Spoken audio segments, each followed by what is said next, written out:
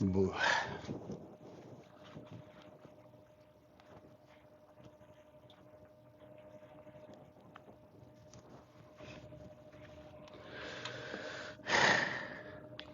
Bonjour, monsieur et dames. Bonjour, bonjour.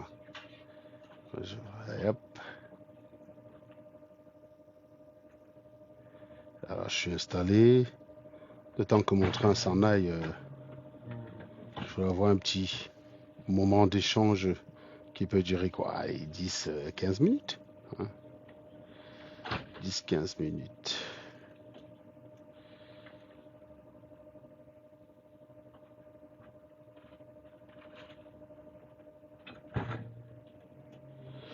Voilà. Donc, bien évidemment, vous tapotez l'écran. Comment vas-tu, mon cher Iron? Vous tapotez l'écran. J'ai constaté que sur ma page Facebook, il y a quelques énervés, hein, donc j'aurai l'occasion. Non, hier je suis arrivé, Fétiche des gars n'était pas très chaud pour discuter avec moi. Je vous ai déjà dit que dans un live, soit je peux monter, je fume l'autre si il dit des bêtises. S'il m'empêche de monter, je reste pas dans le live. Je ne suis pas comme vous qui restez dans les lives pour chialer. Moi, j'ai pas le temps. Donc, j'ai été dans un autre live, on est venu me dire qu'il me réclamait. Mais non, les gars, quand je monte dans un live, je ne vais pas là où les gens font la prêche. Ils font des tunnels de 3 heures. Tu ne peux pas réagir à leur tunnel avec les menaces de suppression à tout moment. Donc, à un moment donné, je préfère te mettre en difficulté, tu me dégages. Et là, tout le monde voit que tu étais moins serein. Déjà, quand je suis arrivé dans son live, il commençait à être nerveux. Dès qu'il y avait un micro qui s'est débloqué, il était en panique totale, quoi. Donc, clairement, je savais. J'étais d'ailleurs surpris qu'ils me prennent. Hier, j'étais très, très. Hier, j'étais très surpris d'ailleurs. Même, je suis allé aussi chez Kato. Hier, j'étais très chaud. J'étais très chaud pour chercher la bagarre. Donc, je suis même aussi allé chez Kato parce que je voulais parler du théorème de Brenoulis avec Kato. Mais bien évidemment, il a compris que c'est très facile de faire le plouc chez les gens. En fait, voilà des personnes, quand ils veulent chercher les problèmes, ils vont chez les autres prendre les lives en otage. Mais soit venir chez moi, ou alors m'autoriser chez eux pour faire leur désordre, ils n'acceptent pas. Quand je suis monté, quand j'ai commencé, j'ai dit à Kato, j'ai envie de parler du théorème de Brenoulis avec toi. Il a commencé à paniquer, il m'a dégagé, il m'a chassé. Et donc, je suis allé chez Fétiche de Guerre. Il a fait des affirmations à 2 balles. Je voulais échanger là-dessus avec lui. Et ben, il m'a viré aussi. Donc, voilà, moi, je suis pas resté. Non, non, moi, je reste pas dans des lives écouter la messe. Si j'aimais ça, je serais là à l'église tous les dimanches. Donc, moi, je vais pas à l'église, c'est pas pour aller écouter les prêches des gens. Donc, ça m'intéresse pas. C'est pour ça que je peux pas rester devant un live de Niamsi. J'aime les lives où il y a l'interaction. Comme ça, si j'écoute, ça m'énerve, je monte. Voilà. Si j'écoute, ça m'énerve, je monte. C'est tout. Ou alors, si c'est un live où il y a quelqu'un comme moi qui va défendre des idées, je sais pas, je passe sur un live, il y a Iron qui est en train de faire la fête à des giclus et je peux rester en bas à regarder. J'ai pas besoin de monter parce qu'Iron fait le travail. Si c'est Iron, si c'est Raoul, n'importe laquelle, et même Valmastar commence à monter en galon en matière de massacrage. Je l'ai vu faire paniquer Fétiche de guerre, quoi. J'ai vu Fétiche de guerre paniquer. Il était tellement perdu, il était tellement étourdi qu'il prenait Valmastar pour une white. Il n'a pas compris que c'était une Africaine comme j'ai dit que- il n'a pas compris que c'était une Africaine. J'ai dit, Fétiche des gars était étourdi. Il était tellement étourdi qu'il a pris Valmaster pour une blanche. Il a pris Valmaster pour une blanche. Il était étourdi dans le live. Donc Valmaster monte en galon. Je pense qu'elle va commencer à croquer, à manger de l'animal proprement, quoi. Voilà. Donc, non, non, c'est pour ça. Oui, j'ai vu le discours d'Issa Chiroma Bakary. J'aime bien ses coups de force. Je croise juste les doigts qu'il y ait quelque chose derrière, mais sinon, ça s'annonce bien, quoi. Je pense que on va. Oui, oui, c'est exactement ça. Il a dit qu'on était sous la coupe d'une white. Ben, évidemment que chez nous, les nègres de vendus, on loue le white chez nous, quoi. On loue le white chez nous. On loue le white chez nous. Malheureusement, bientôt le train va s'en aller et je pense que je vais devoir arrêter la connexion parce que quand on est dans le TGV là, ça marche pas. Pour les animaux qui ont l'habitude de dire vous allez rester là-bas, vous allez caler là-bas. Ah non, regardez dans quelles conditions nous on voyage ici. Je vais juste tourner la caméra pour que certaines giclus puissent constater dans quelles conditions on voyage. D'accord? C'est pas les mêmes choses que dans vos bouts là-bas en Noirie. C'est pas la même chose, hein. Attendez 2 petites secondes. Décoller le téléphone, c'est plus simple. Voilà. Tu vois? T'es tranquille, t'as carrément un salon. Si j'avais la connexion internet sur tout le trajet, je pouvais faire le live jusqu'à Paris, quoi. Dimanche, comme ça, tu vois, j'ai un carré VIP pour moi tout seul, quoi. Donc, il n'y a pas beaucoup de gens qui travaillent. Si j'avais la connexion 100% dans le train, je pouvais assurer le live jusqu'à Paris. Donc, quand vous allez voyager dans la boue. En fait, moi, je dis, quand moi je vois les Africains, les Camerounais aujourd'hui venir se réjouir que oh, Paul Biya a prêté serment, vous ne m'étonnez pas, les gars. Il faut un certain niveau de morale pour être capable, pour arriver au niveau où vous dites, je n'ai pas voté pour telle personne, mais par respect pour mes compatriotes, si c'est lui qui a gagné, je vais me battre pour qu'il gagne. Ce n'est pas pour lui que je le fais. Je le fais par respect pour mes compatriotes. C'est-à-dire que moi, je suis Camerounais, j'aime mes compatriotes camerounais. Ils ont fait un choix qui n'est pas le mien. Par respect pour eux, je me bats pour que leur choix soit respecté. Il faut un niveau d'éducation pour en arriver là. Et vous n'avez pas. Vous êtes dans l'éducation de la fraude. C'est vous qui avez fait vous avez fait une chanson à une époque que le but, c'est le but, même si c'est barré par la main. C'est-à-dire qu'il y a une culture de la fraude chez nous, pas possible. C'est-à-dire que les dirigeants n'ont pas réussi à transmettre des valeurs aux Camerounais. Les dirigeants camerounais ont, je veux dire, les dirigeants camerounais ont intégré dans l'esprit des Camerounais que la fraude est une stratégie acceptable. Alors que la fraude est censée être une stratégie honteuse. Quand vous fraudez, vous vous faites choper, vous devez avoir honte. Le sentiment pour quelqu'un qui est conscient, quelqu'un qui a tous ses sens, c'est la honte qui doit prévaloir chez lui. Mais chez vous, vous en êtes. Oui, je vais arrêter bientôt avant que j'attende que le train parte. Ne vous inquiétez pas. Donc le sentiment qui doit prévaloir, c'est la honte. C'est la honte. Mais chez vous, non, c'est normal. C'est normal. Vous vous faites choper en pleine fraude. Vous utilisez ça comme qualité. C'est presque même, vous en félicitez. Vous narguez même les gens avec le champagne, quoi. C'est incroyable. C'est incroyable. Donc, il y a quelqu'un qui dit, depuis quand tu as ta lucidité, je n'ai jamais perdu ma lucidité, Phoenix. D'ailleurs, si tu peux monter ici, je vais t'expliquer, parce que j'aime bien les animaux qui restent en commentaire. Faites monter Phoenix, s'il ne prend pas l'appareil, vous le bloquez. Monte, monte. Tu vas me dire quels sont les arguments que je mettais dans Paul Biya. Ou pour toi, tu entendais juste Paul Biya. Monte, monte. Tu vas me dire ce que tu entendais quand je disais Paul Biya. Parce que si tu écoutes bien ce que je dis, tu ne peux même pas croire un seul instant que j'ai perdu ma lucidité. Si tu crois ça, c'est que tu es un demeuré. C'est que tu es une bonne giclure. Donc monte ici, si monte pas, vous le bloquez. Le plus grand intellectuel camerounais de TikTok, faites aussi monter en 10+. Être plus brillant que toi ne veut pas dire être le plus grand intellectuel, mais je sais que quand on parle d'intellectuel camerounais, le niveau est tellement bas que quelqu'un comme moi paraît tout de suite haut. C'est pas que je suis très fort, c'est juste que pour la plupart d'entre vous, vous êtes minables, vous êtes nuls. Regarde ton type d'argumentaire. Tu es sûr que quand tu as dit ça, tu as dit quelque chose d'intéressant. Tu vois, c'est ça le problème. Tant qu'on aura les Camerounais qui vont croire que caricaturer quelque chose de cette façon-là, c'est un argument, ben oui, je vais toujours paraître meilleur parce que moi, je sais formuler les idées et les défendre. Oui, c'est pour ça que je parais très fort pour toi. Mais c'est pas que je suis fort, c'est juste que vous êtes minable. N'importe quelle personne qui fait usage de son cerveau, il veut mettre KO. Regarde la petite Valmasta qui est rentrée dans le game très récemment. Elle arrive à faire trembler les fétiches de guerre. Fétiche de guerre était étourdi devant elle. Il était étourdi, fétiche de guerre, il ne savait pas où il était, il ne savait même plus où il habitait. Tellement il ne savait plus où il habitait qu'il a cru que c'était une white. Donc, être meilleur que vous, ce n'est pas un challenge. C'est ce qu'il y a de plus simple, en fait. Je me souviens, hier, je l'ai démontré un sardinat. Vous vous souvenez, dans un live ici, il y a quelques jours, j'ai dit que ceux qui, en manque d'arguments, viennent m'attaquer avec des insultes, qu'ils sachent que j'ai un doctorat de ce côté-là. Il y a un sardinat qui est quelqu'un qui a grandi avec moi. Il m'appelle, il me dit que tu as dit dans une vidéo que tu es docteur. Je dis, je ne suis pas docteur, pourquoi je dirais que je suis docteur?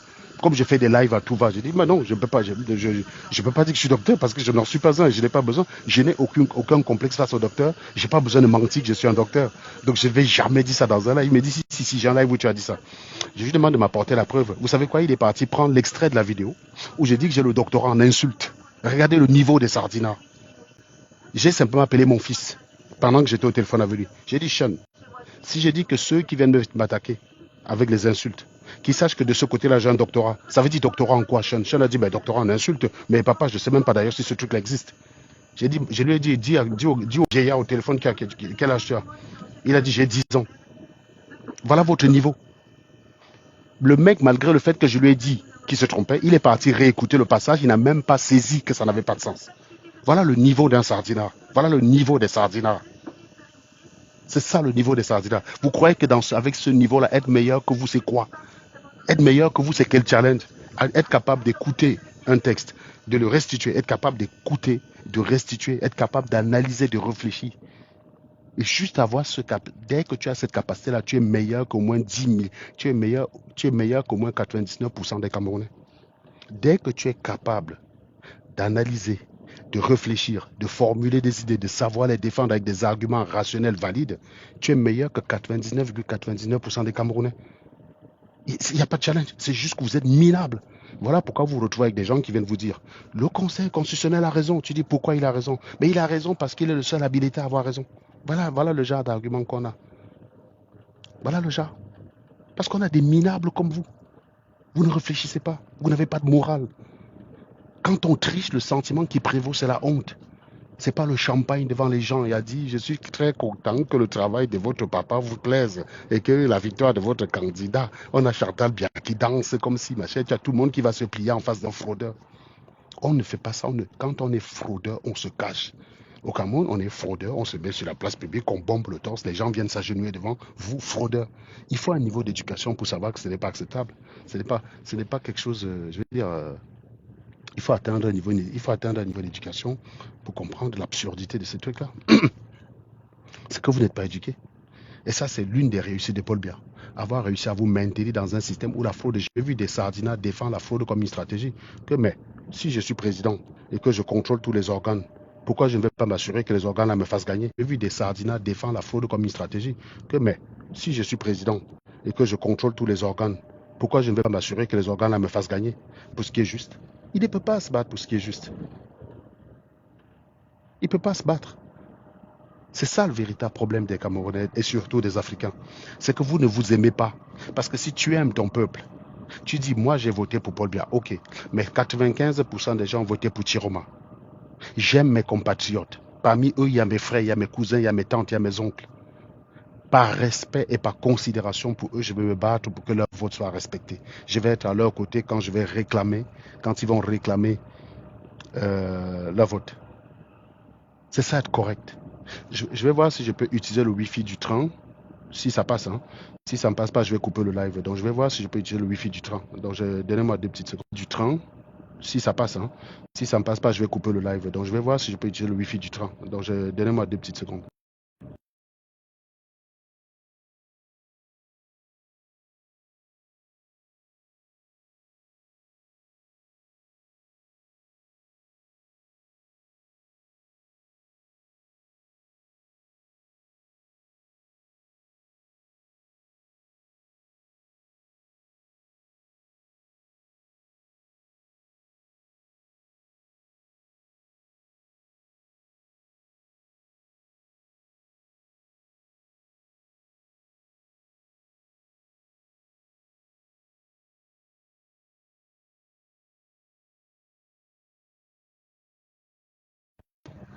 Là, j'utilise le Wi-Fi du train. Est-ce que vous m'entendez? C'est plus stable ou pas? Écrivez en commentaire si vous m'entendez correctement. Est-ce que vous m'entendez? Si vous m'entendez, tapotez et partagez. Moi, je suis le seul qui est partagé. Je vois qu'il y a 62 partages. Vous n'avez pas partagé, les gars. Vous n'avez pas partagé. Donc là, j'utilise le Wi-Fi du train. Donc, espérons que ce soit plus stable que la 5G. Espérons que sur tout le trajet, le Wi-Fi du train est stable. Bon, comme ça, les 2 heures, vous allez m'accompagner pendant 2 heures, vu que je ne dérange personne dans les environs. Vu que je ne dérange personne dans les environs. Voilà, donc je disais tantôt qu'il faut une certaine moralité.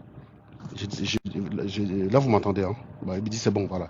Donc, je disais tantôt qu'il faut une certaine moralité pour être capable de se battre pour ce qui est juste, même quand on n'y a pas intérêt. C'est pour ça que beaucoup d'entre vous, quand ils nous voient parler du Cameroun, ils se disent que c'est parce que le Cameroun nous manque. Ils ne peuvent pas comprendre que bien qu'on s'en foute royalement du Cameroun, on ne soit pas indifférent envers ceux qui y sont. Je vous ai montré plusieurs fois ici mes relevés de transfert au Cameroun. Rien que le mois dernier, j'ai envoyé 2700 euros au Cameroun. 2700 euros. Rien que le mois dernier. J'ai envoyé 2700 euros. Je peux vous afficher le relevé ici. Je peux vous l'afficher. Si avec Sendwave, tous les mois, vous recevez un relevé de tous vos transferts.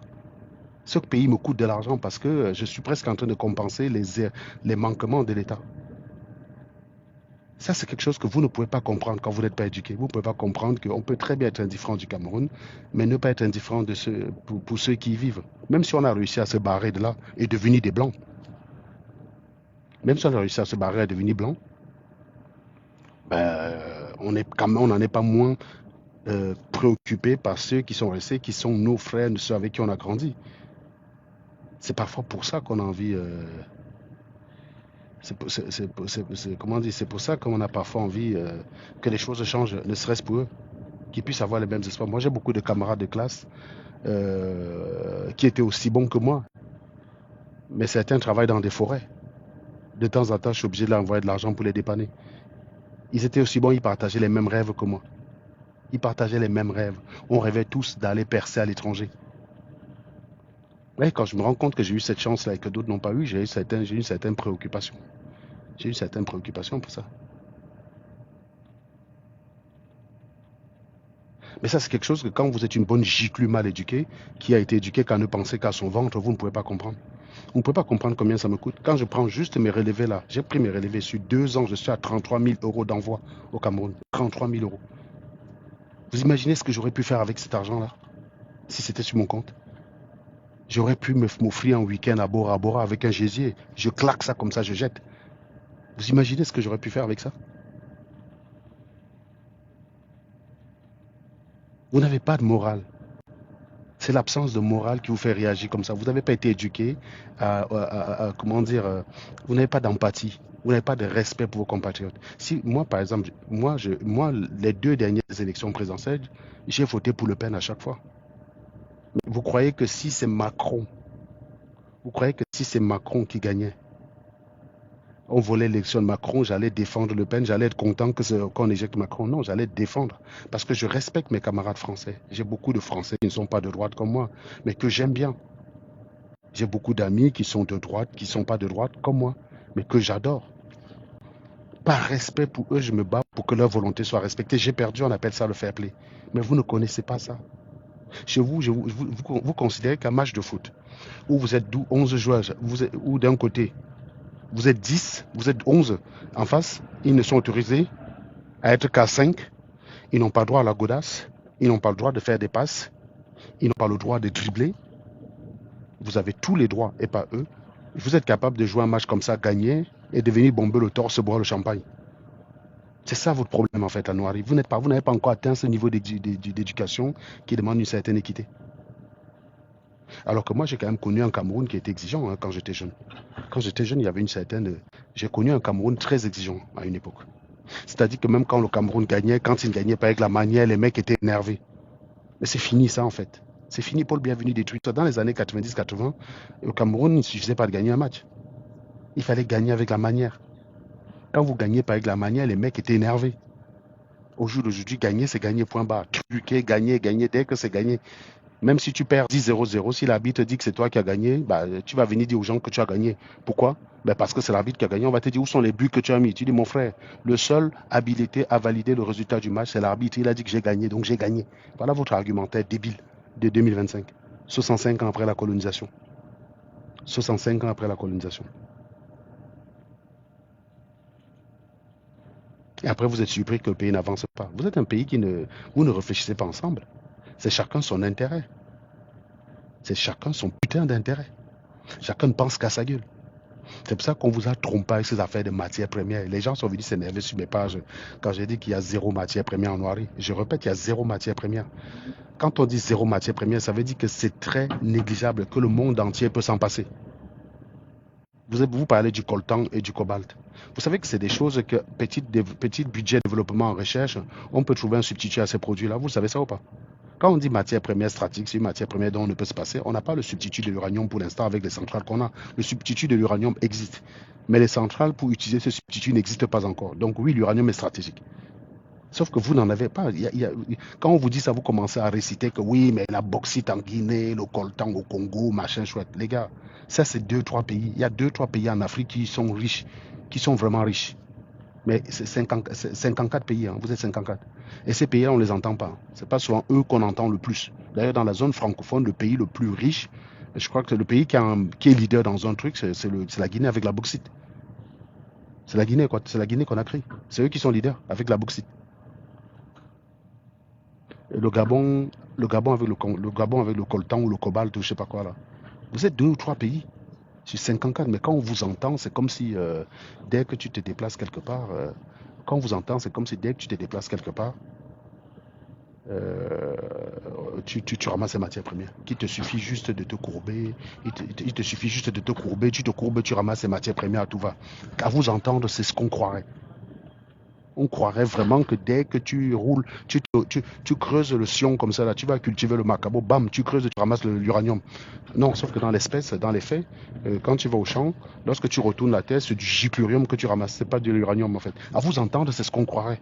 Vous parlez l'Afrique est riche, le truc est populaire. Et il y a aussi, demain soir, je ferai un live et je vais parler d'Alain Focard. Je vois qu'Alain Focard est en train de revenir dans des très bons sentiments. Donc on va s'intéresser parce qu'Alain Focard, il est en train d'embrasser un programme, un combat que je mène depuis 10 ans avec la Noirie, le combat de la saleté. Il a décidé de s'attaquer à ça à bras le corps. Donc demain, on va parler de la saleté en Noirie. On va parler à quel point la noix de coco est sale, parce que j'ai pas envie de dire le bon terme et me faire censurer. Donc j'ai remarqué qu'Alain Focard, il est en train de ouvrir les yeux. Et moi, je me dis, c'est ce qui arrive à chaque fois que les gars ont commencé à bien manger. Quand ils vous ont déjà caressé dans le sens du poil et qu'ils ont réussi à avoir ce qu'on appelle la fake money, parce que ce qui me rend libre sur Internet et de dire ce que je pense sans avoir peur, c'est que il y a rien, je ne dépends de personne. Je dépends que de ce qu'il y a dans mon cerveau. Et d'ailleurs, ce qui est marrant avec les Camerounais, c'est que quand je défends Paul Biya, on me dit tu vas aller au Cameroun. Quand je veux que Paul Biya dégage, on me dit que tu veux qu'il dégage pour que tu puisses aller au Cameroun. À un moment donné, il faut être cohérent, les gars. Il n'y a rien qui me contraint sur terre. Je suis un homme libre. Et je vous dis, hein, c'est ce qui fait que je peux vous dire des choses même qui ne vous plaisent pas, sans avoir peur. Je peux vous dire des trucs qui ne vous plaisent pas sans avoir peur parce que il n'y a rien, vous n'avez aucun impact sur moi. Vous n'avez absolument aucun impact. Dites-moi, vous allez faire quoi? Vous allez, moi, me donner des cadeaux sur TikTok. J'ai remarqué que le mois dernier, j'ai gagné $100 en fumant $100.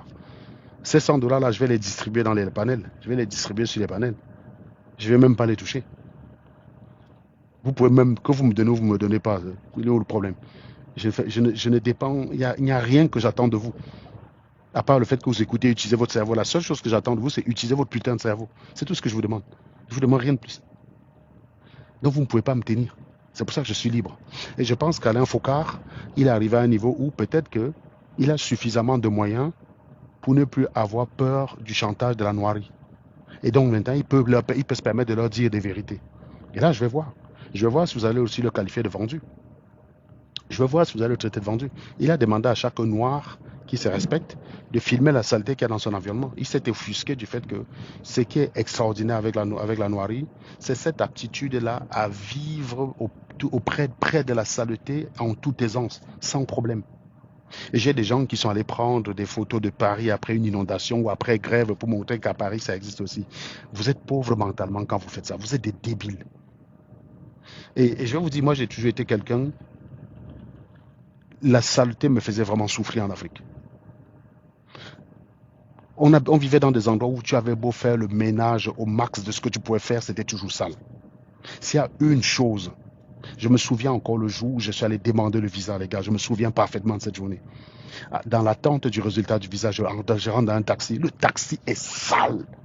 Je me pose la question, je dis, mais putain, est-ce que je vais encore supporter ça 1 an au Cameroun si on me refuse le visa? Je m'en vais m'asseoir dans un bénitarel à midi pour manger. C'est sale. Je dis, mais bon sang, il faut que je subisse encore ça. Donc je me demandais, j'avais l'impression que si on me refusait le visa, là, j'allais me suicider. J'avais vraiment l'impression qu'on me refusait le visa. J'avais vraiment cette impression-là. Tout me dégoûtait, mon gars. Tout me dégoûtait.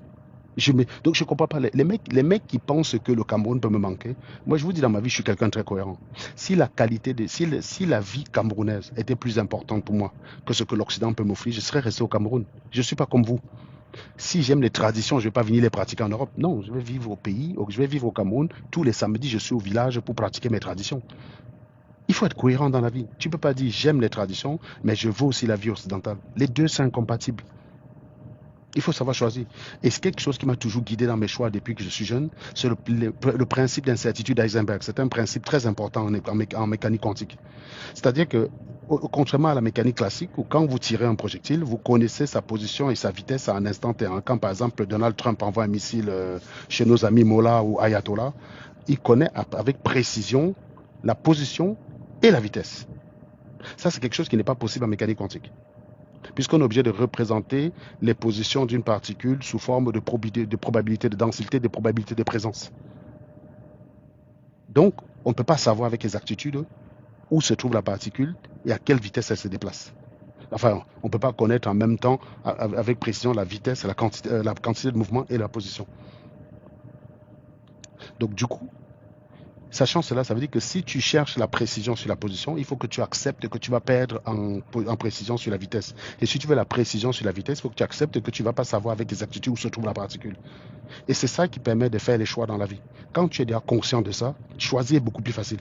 Parce que beaucoup d'entre vous êtes malheureux, c'est parce que vous pensez qu'il existe des fonctions de choix susceptibles de couvrir tous vos besoins. Ça n'existe pas, les gars. Moi, par exemple, je suis quelqu'un, la priorité pour moi, ça a toujours été d'offrir une meilleure qualité de vie à mes enfants et de gagner un max de pognon. On gagne beaucoup plus d'argent à Paris, mais la meilleure qualité de vie n'est pas à Paris.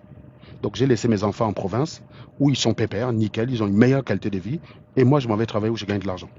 Ça s'accompagne de quoi? Ça s'accompagne du fait que je passe peu de temps avec mes enfants. Mais c'est un prix à payer, je suis conscient de ça. C'est-à-dire que je ne vais pas me mettre à vous dire, même si parfois je gagne 20 000 par mois, mais la difficulté c'est que je ne vois pas toujours mes enfants toute la semaine. Ça, c'est les débiles qui font ça, mec. Quand tu fais le choix, le critère de choix doit être les conséquences négatives de ton choix. Si tu assumes les conséquences négatives, vas-y. Ce n'est pas les conséquences positives, parce que ça va te cacher les conséquences négatives. Pars du principe qu'il y a deux possibilités. Cherche le choix qui t'amène le moins de conséquences négatives à assumer. C'est tout. Ne va pas choisir ce qui t'arrange. Moi, je préfère faire ça que de rester sur Nantes et gagner 4 000 balles par mois. Ça me limite totalement. Moi, je suis quelqu'un, j'aime la facilité financière. J'aime pouvoir réagir, j'aime la facilité financière. Pour moi, ça me donne une meilleure tranquillité que l'idée de vivre avec mes enfants tout le temps et être limité financièrement. Bon, vous êtes bien conscient qu'il y a beaucoup de gens aujourd'hui, même pour aller faire les courses, c'est un calcul. C'est ma plan, comme on disait chez nous. C'est des équations de la relativité générale qui résolvent. Hein, pour aller faire les courses. Juste faire les courses. Pour ne pas dépasser les budgets. Parce que le loyer, l'autre jour, quand j'étais dans un salon de coiffure, j'entendais les gens, ils parlaient, j'ai l'impression que je vis plus sur la même planète qu'eux. Les gars parlaient comment ils payent l'Internet à 53 euros. Et il y avait quelqu'un qui le conseillait que si tu changes d'opérateur, tu peux gagner 15 euros et tu vas faire un peu des économies. Sur un an, ça fait... J'étais en train de dire, mais bon sang, on vit plus sur la même planète, quoi. On vit plus sur la même planète. Donc c'est une façon de dire que voilà. Moi, cette facilité-là, ça me plaît. Ça me donne l'esprit tranquille. Le fait que pour moi, le pognon n'est pas un problème. C'est pas que j'aime l'argent en tant que tel. Pour moi, il faut que le pognon ne soit pas un problème. Et pour moi, c'est le plus important. C'est un choix assumé. La conséquence, c'est que oui, ça va m'amener à bouger pas mal, à être à gauche, à droite, en train de faire et travailler des heures et des heures et des heures, parfois passer moins de temps avec des enfants. Mais c'est un choix, c'était assumé.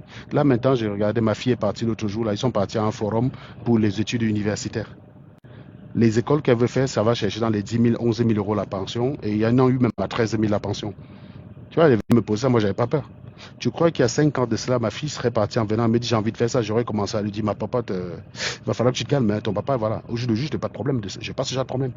Si elle veut faire une école, payer 20 000 balles, je vais le faire. J'ai les moyens de le faire. Parce que d'ailleurs, je leur ai dit que c'est eux ma retraite. Parce que je ne suis pas sûr que je vais toucher la retraite. J'ai dit que c'est vous qui allez me rapporter ma retraite. Donc oui, je vais investir sur vous tout ce qu'il faut pour que vous réussissiez vos études, vos études supérieures. Il n'y a pas de problème de ce côté-là. Donc moi, j'aime bien ce côté facilité qu'on a. Et puis voilà, c'est tout. C'est un choix. Maintenant, comme je l'ai dit, ça a des conséquences derrière que j'assume parfaitement. Quand je prenais l'avion, je savais très bien que je ne verrais peut-être pas ma mère, je ne verrais pas mon père tout le temps, je verrais moins souvent les membres de ma famille. Mais je savais que je n'aurais plus de problème pour trouver un travail. Je savais que je n'irais plus dans un bureau quand je cherche un boulot, on me demande qui t'a parrainé. Je savais que je ne vais plus apprendre dans les journaux le vendredi qu'on a lancé le concours de telle chose. On dit date de début de dépôt de dossier, c'est temps. Quand j'arrive sur place pour prendre les informations, on me dit que c'est fermé, que la liste est fermée. Voilà, donc je savais que je ne vivrais plus ce genre de choses. Je savais que je ne vivrais plus ça. Rien que pour ça, partir en Europe, c'était bon pour moi. Je savais que je ne verrais plus des endroits sales. Quand je suis arrivé en Europe, la première chose qui m'a bluffé, c'était la propriété. Quand je suis parti dans les toilettes publiques, dans les toilettes de mon école, au Mans, la première chose qui m'a bluffé, j'ai dit, mais bon sang, je pourrais dormir là-dedans. Tellement c'était propre, c'était plus propre que tout ce que j'avais déjà vu. Même les boss chez qui j'étais allé au Cameroun, les gens riches chez qui j'ai parti au Cameroun, c'était pas aussi propre. La première fois que j'ai vu les toilettes. d'Europe, toilette de l'université. C'était d'une propreté, j'avais envie de me coucher là-dedans, dormir. Je me disais que mince, si un matin, j'ai même pas moyen de payer mon loyer, parce que je suis arrivé avec très peu d'argent, je suis arrivé avec 500 000 francs CFA, 750 euros. Donc quand j'ai payé la sécurité sociale et pas mal de choses, il ne me restait pas grand-chose. Je me disais, si un jour on me chasse, que je n'ai plus où loger, peut-être je peux venir dormir là-dedans. C'était beaucoup plus confortable que la chambre dans laquelle je dormais au pays. Je sais pourquoi je suis parti du pays, les gars. C'est pour ça que je vous dis que quand j'arrive là-bas, je suis un étranger. Quand j'arrive là-bas, je suis un étranger, les gars. Je ne peux pas faire de jour. J'ai dit, il n'existe pas un jour. Je vais dire que je prends un billet pour aller faire un mois au Cameroun. Gars, je vais d'ailleurs. C'est impossible. C'est impossible. C'est impossible. Donc c'est pour ça que les mecs, chacun part. Et moi, vous savez, j'aurais pu Boza un an avant de partir. J'aurais pu partir en 2003. Mon papa travaille à la frontière de la Centrafrique, à une ville qu'on appelle Kenzu. Kenzu.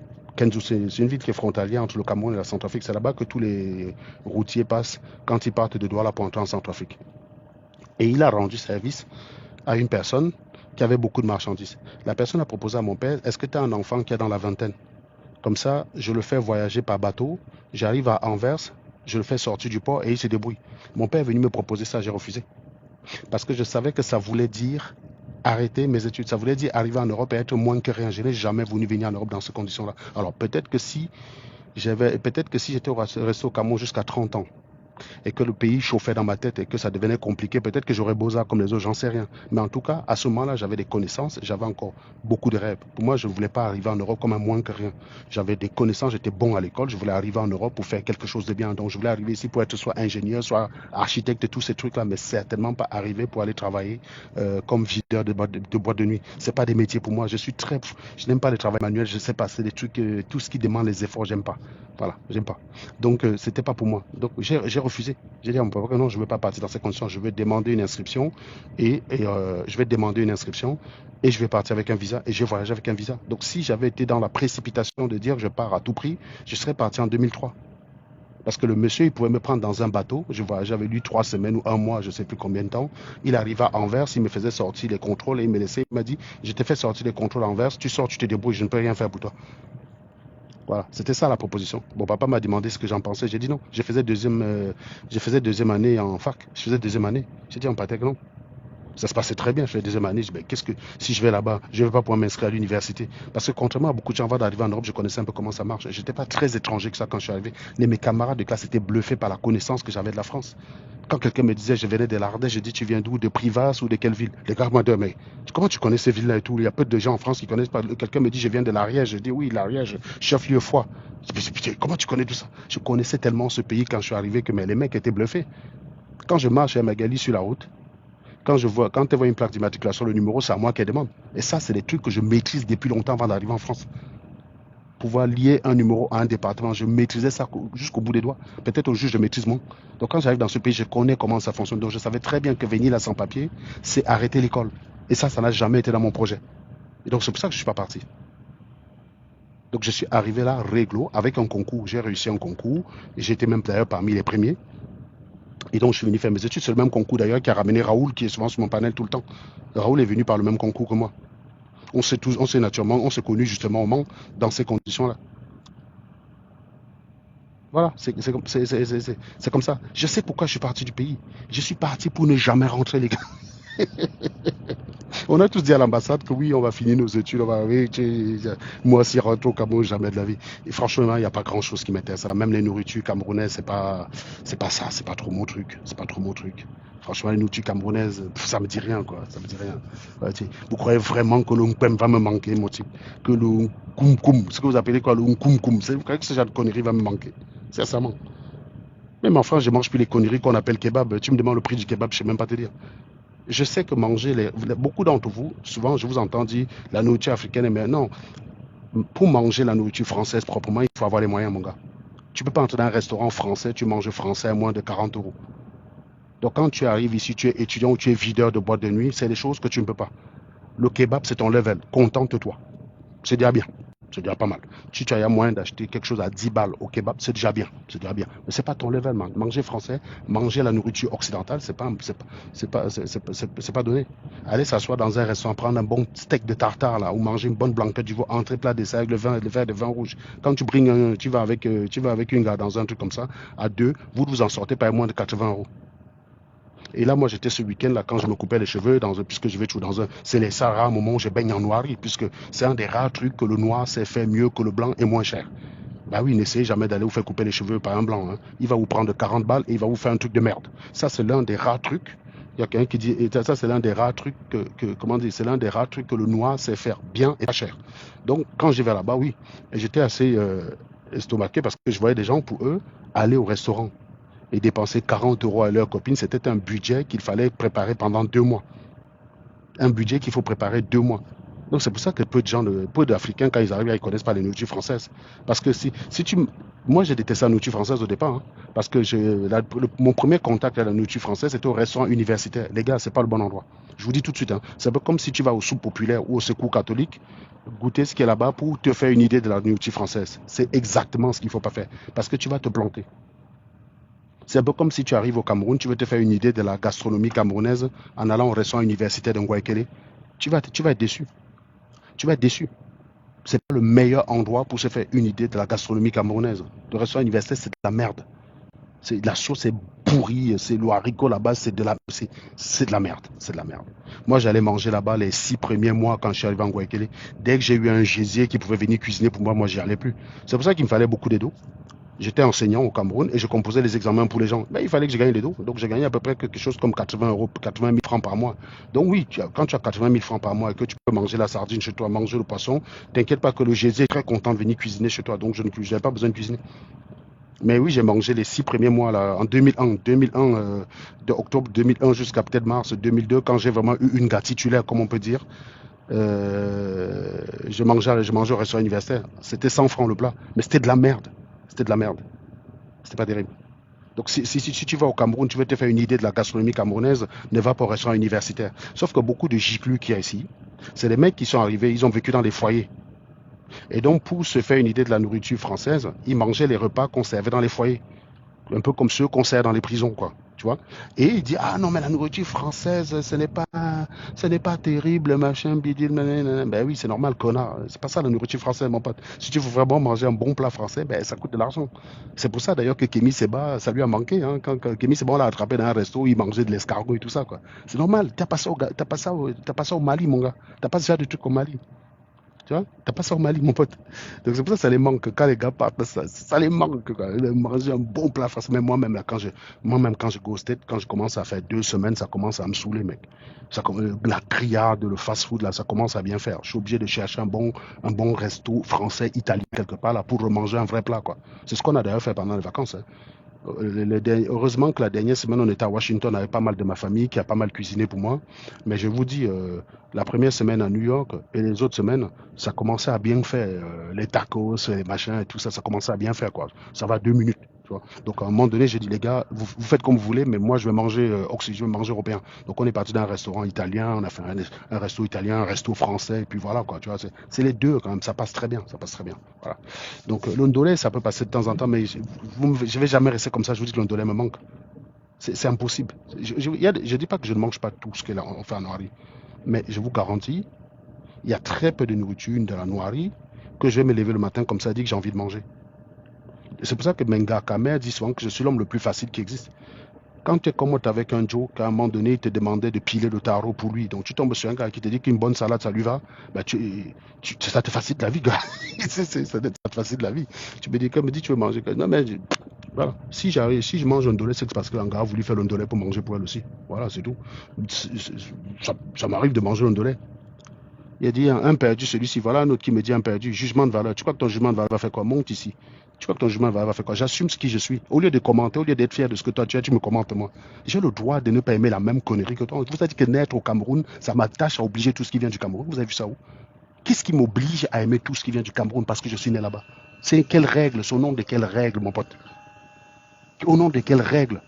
Au nom de quelle règle je dois aimer tout ce qui vient du Cameroun parce que je suis né là-bas? Vous en arrivez au point où vous défendez même la saleté. On vous dit que le pays est sale, vous défendez ça comme votre identité.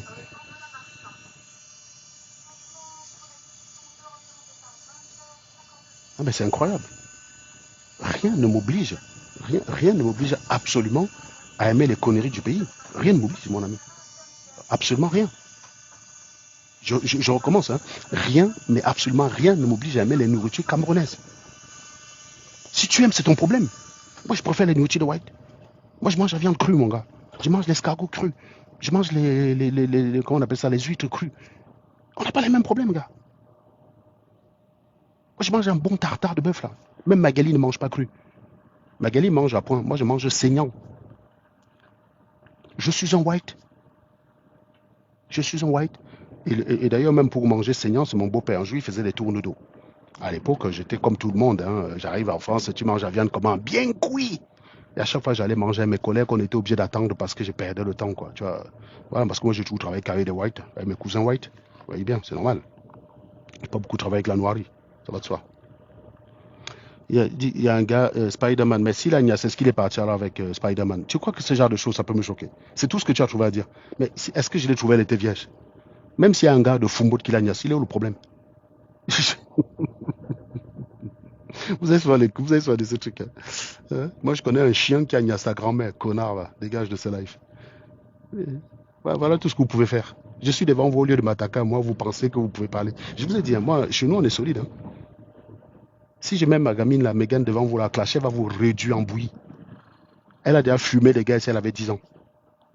10 ans 8 ans. 8 ans. En 2017, elle avait 8 ans, oui, c'était en 2017. En 2017, je faisais des lives, Mégane était à côté de moi. Vous pouvez trouver ces lives-là sur YouTube. C'est Mégane qui fumait les gars à côté de moi, 8 ans. Les mecs, ils avaient la trouille. Ils avaient la trouille de venir poster les commentaires, de se faire remonter par une gamine de 8 ans. Vous êtes tellement débile que même un gamin de 8 ans vous met KO. Je prends Sean, il vous clash, il vous met, il vous réduit en bouillie. Vous allez écrire des histoires, inventer, lui il s'en fout de ça, il va vous attaquer sur ce que vous êtes. Et ça vous fait mal. Tu crois que je ne sais pas aussi venir dire qu'un chien gagne à sa grand-mère? Je ne le fais pas parce que ça n'a aucun sens pour moi. Moi, je vous attaque sur ce qui est vrai. Toi, tu es obligé d'inventer le fantasme parce que quand tu me regardes, tu dis, je vais commencer à attaquer le gars, c'est par où est, il est beau, il est intelligent, il a tout réussi. Je vais commencer même par où est. Du coup, tu dis, il y a un gars à Paris qui a Agnès Magali.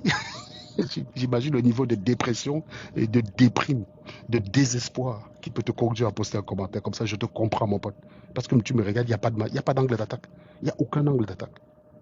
Je te comprends, mec. Je te comprends. Quand je te parle de ma vie, ce n'est que truffé des réussites. Et même quand il y a des échecs, je vous présente ces échecs comme une source d'inspiration, une source de leçon. Je n'ai pas de problème avec ça. Vous, quand vous me regardez, vous ne savez plus quoi dire. Vous avez essayé le kikinet, ça ne marche pas. Vous avez tout essayé. J'ai constaté que les Camerounais ils étaient plus intéressés par la taille de mon membre que les gars même en fait. Même les gars qui ont eu ça dans leur bouche, ils n'avaient pas ce problème-là. Mais c'était les gars qui avaient le problème avec la taille de mon membre. J'avais compris ça, gars. Tout ça parce que les gars n'ont rien à dire sur le fond. Donc c'est pour ça que je vous disais qu'effectivement, voilà, je passais nous à mes beaux-parents. Mon beau-père m'a dit, je sais que tu manges cuit, mais je t'invite, goûte d'abord. Si tu me dis que c'est pas bon, je cuis davantage. Il m'a fait goûter un tourne d'eau.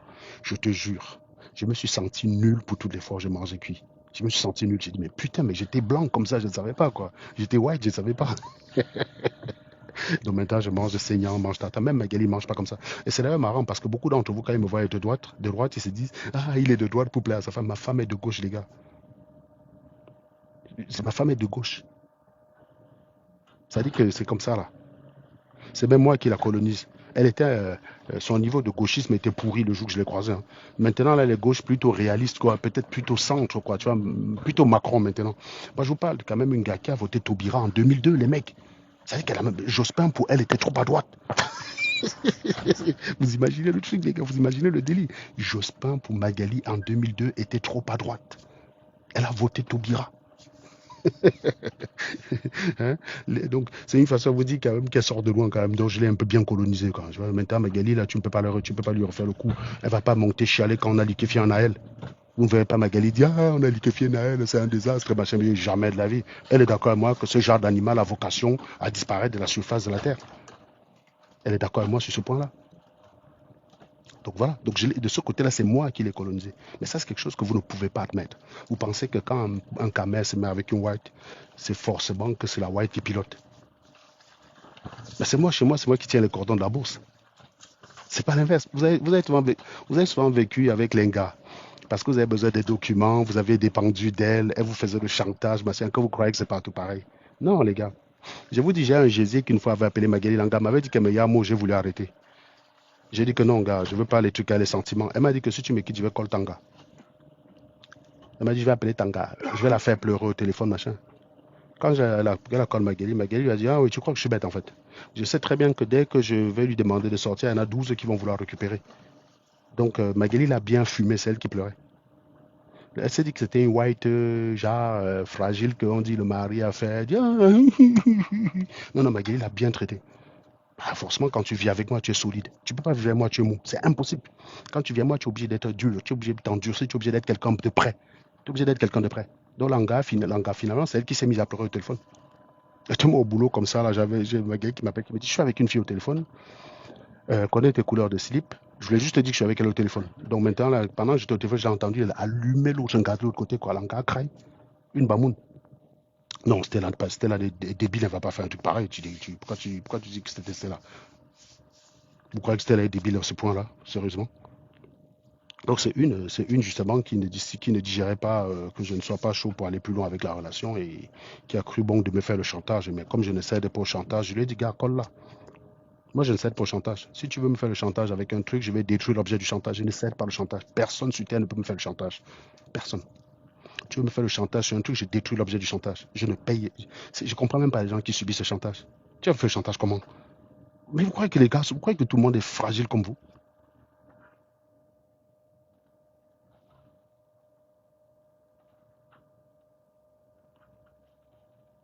Donc c'est un peu. Il y a quelqu'un qui dit tu as volé les las. Ça s'appelle quoi voler les las? Ce commentaire impertinent bloqué.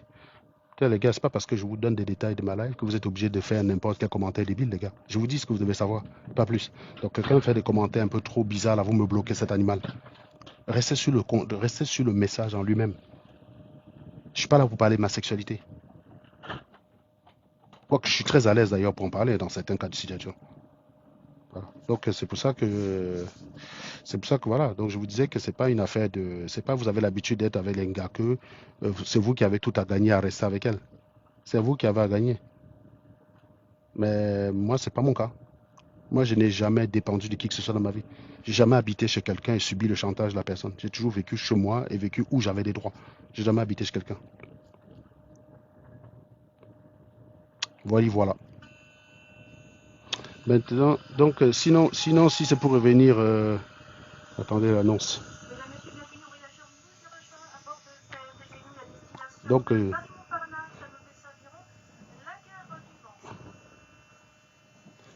comme je vous dis,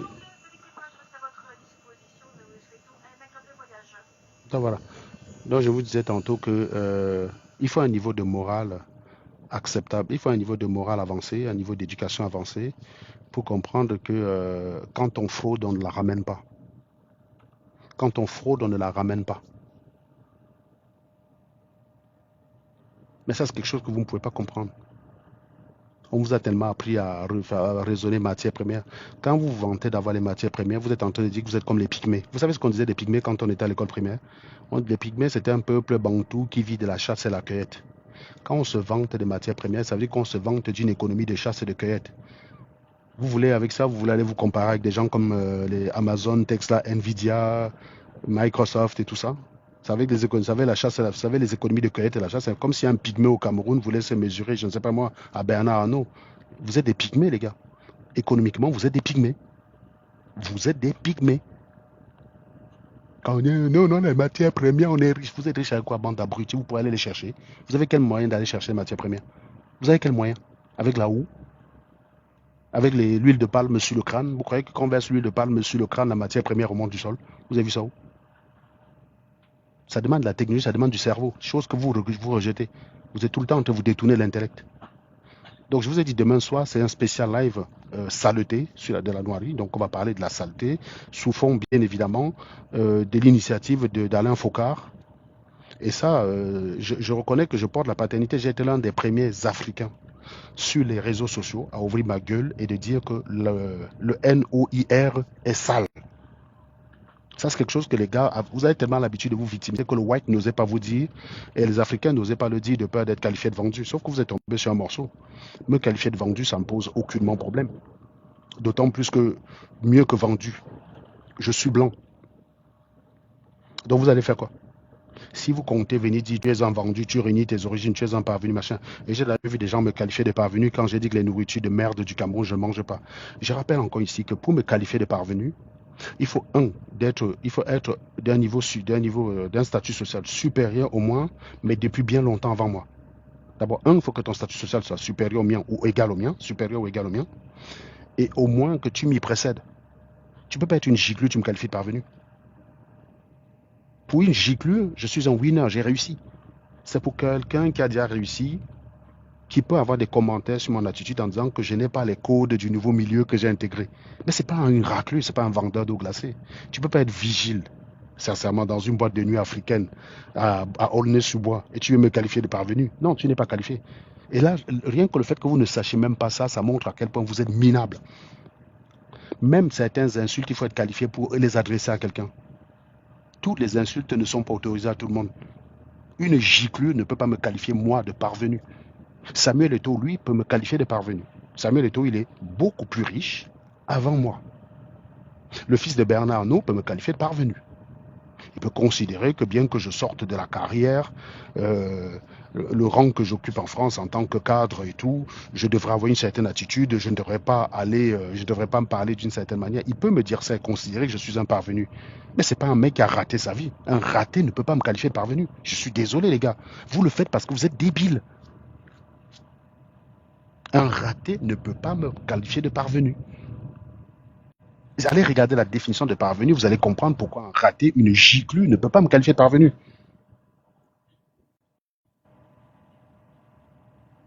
Il faut être qualifié pour ça. Le client est passé où? Faites monter le client là.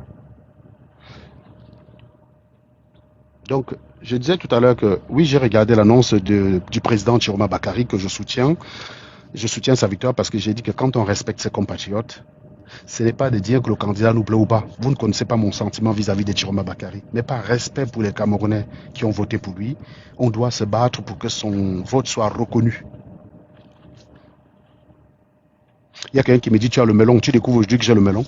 Vous croyez que je vais m'affaisser devant les giclures? Quand quelqu'un s'assume tel qu'il est, ça vous pose problème. Vous aimez avoir à dire des choses sur les gens. Tu aurais aimé que ce soit toi qui dises que je suis un parvenu. Tu aurais aimé que ce soit toi qui dises que je suis un vendu. Quand je te pressais là-dedans, ça te coupe le sifflet, tu ne sais plus quoi dire. Tu dis, ah, Seigneur, le gars, c'est à le melon. Hein. Moi, j'ai aucun problème avec ça, quoi. Djoubris, si tu peux monter ici, m'expliquer comment Chiroma a perdu. Faites monter Djoubris. S'il ne peut pas monter, vous le bloquez. Je veux que tu montes m'expliquer comment tu sais qu'il a perdu. Parce que moi, je peux t'expliquer comment je sais qu'il a gagné. Mais faites monter Djoubris. S'il vous plaît, s'il ne monte pas, vous me le bloquez.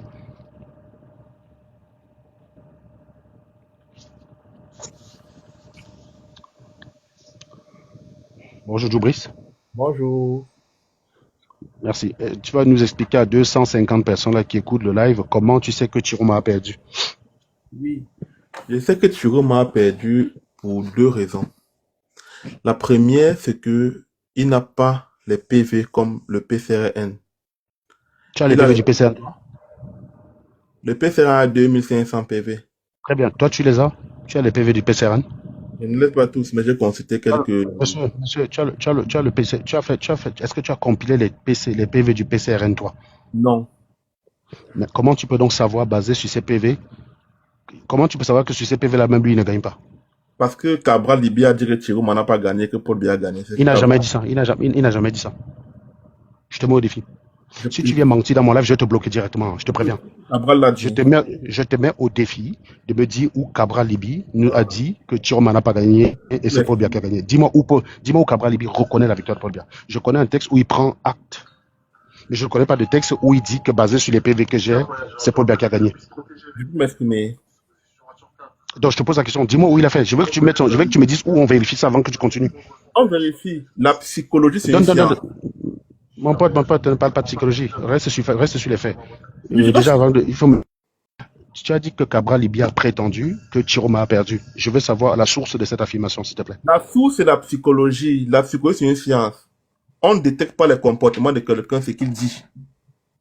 Voilà. Donc, moi, je peux utiliser le même raisonnement et te dire que il était beaucoup plus facile pour Cabral Libi de dire que Paul Biya a perdu, a gagné, si Paul Biya avait gagné, parce qu'il avait moins de risques à faire cette affirmation. Et que si c'est sa tenue, si c'est abstenu de nommer le gagnant, c'est parce qu'il risquait plus d'emmerde en nommant le gagnant. Et donc, on peut très facilement deviner qui a gagné. Voilà, tu vois, avec la vraie psychologie, c'est à cette conclusion qu'on en arrive. Donc ta psychologie, elle est foireuse. Dans un monde, quand les Bidjan et compagnie disaient que Biya a gagné, il ne risquait rien. Si Paul Biya avait gagné et que Cabral Biya avait la preuve que Paul Biya avait gagné, il ne risquait rien à le dire. Par contre, il risquait sa peau à affirmer que Chiroma a gagné. Donc quand il affirme que lui n'a pas gagné et ne nomme pas le gagnant, tout le monde comprend que ça veut dire que c'est Chiroma qui a gagné. Tu vois, avec le même raisonnement de psychologie que tu as, j'arrive à la conclusion que c'est Chiroma qui a gagné. Maintenant, on va oublier la psychologie. Deuxième élément, quelle est ta deuxième preuve que poubelle, ça va dans la poubelle? Quelle est la deuxième preuve que tu as Ma que Chiroma a deuxième, gagné? seuls les PV de l'ECAM font foi. Il n'y a aucune Merci, tu les as consultés? Non, non, non, mais merci, il n'y a pas de problème, il n'y a pas de problème. Pas de problème, pas de problème. Tu as dit que tu sais. Ça veut dire que tu as consulté les PV de l'ECAM. Est-ce que tu as consulté les PV de l'ECAM, s'il te plaît? Parce que je vous ai dit, hein, est-ce que tu as consulté les PV de l'ECAM, s'il te plaît? Il est le résultat publié par l'ECAM, département par département. Monsieur, hop, hop, hop, hop, hop, hop. Si Chiroma était venu, avait juste publié les résultats département par département, il me semble que tu aurais été l'un des premiers à demander les PV. Que non, non, il te faut les PV. Tu vois? Donc, on est d'accord que je peux très bien m'asseoir sur Word, je publie des résultats sur un département, je décide ce que je veux. Donc, ça ne veut rien dire. Est-ce que tu as les PV que je les PV comme... Réponds à ma question, s'il te plaît. Tu as Qui les fait foi et PV tu dis non. d'Elecam, tu as les PV. Non, non, ça fait foi pour toi. Qui t'a dit que ça fait foi? Même en France, on remet la décision d'un juge en appel. Hein. Il n'y a aucun organisme qui fait foi. Les organismes sont audités en France. Tu sais ça ou pas? Tous les organismes sont audités en France. Il n'y a aucun organisme qui fait foi. Donc je te repose la question. Est-ce que tu as consulté les PV de l'ECAM? La réponse est oui ou non. Tu as consulté les PV de l'ECAM? Oui ou non? Moi, j'ai les résultats département par département de l'ECAM. Tu as les PV de l'ECAM? Oui. Est-ce qu'il peut nous montrer en anglais? Est-ce qu'il peut nous montrer les PV qu'il a en sa possession? Non, non, mais il n'a pas dit qu'il... Ah non, il n'a pas encore affirmé qu'il a les PV. Il faut d'abord qu'il reconnaisse qu'il a les PV. Maintenant, on passe à la phase où on le demande. Est-ce que tu as les PV de l'ECAM, monsieur Joubris? Tu débloques encore ton micro, tu ne réponds pas à ma question, je te bloque directement. Est-ce que tu as les PV de l'ECAM, oui ou non? Soit tu les as pas, tu dis je les ai pas, on gagne du temps, ne me perds pas le temps. Est-ce que tu as les Mais la PV de loi, l'ECAM, oui ou non? dit la loi. Et l'ECAM est la Monsieur, seule. monsieur, on va parler de la loi après.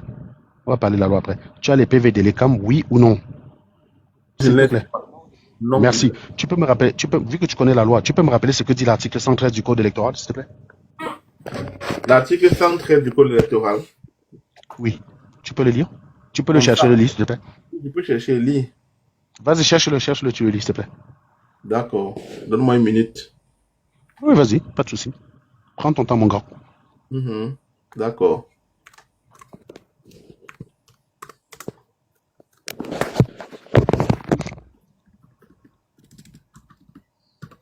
Tant que les gars vont sortir de la boucle là, je vous ai dit, hein, ils sont enfermés dans une boucle qu'on appelle l'argument circulaire. Pourquoi Thioma a gagné? Thioma a gagné parce qu'elle est Kamadi. Elle est Kamadi. Comment tu sais que ce qu'elle est Kamadi est vrai? Mais c'est parce que le Conseil constitutionnel a validé. Comment tu sais que le Conseil constitutionnel a validé sur la base des raisons? Mais c'est parce qu'ils sont les seuls habilités à le dire. En fait, on est dans l'argument circulaire. Quand vous allez sortir de cette boucle, on va vous prendre au sérieux. Pour l'instant, vous êtes non, 113, 113. 1, 3. Immédiatement Oui, après le dépouillement, le résultat acquis dans chaque bureau de vote est rendu public. Très bien, merci beaucoup. Est-ce que les résultats de l'ECAM sont rendus publics?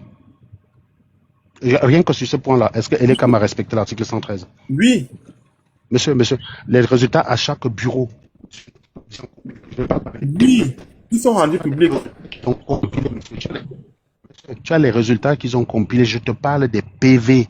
L'article 113 dit que les résultats des PV par bureau de est-ce que tu as pour l'ECAM? Est-ce que l'ECAM les a rendus publics?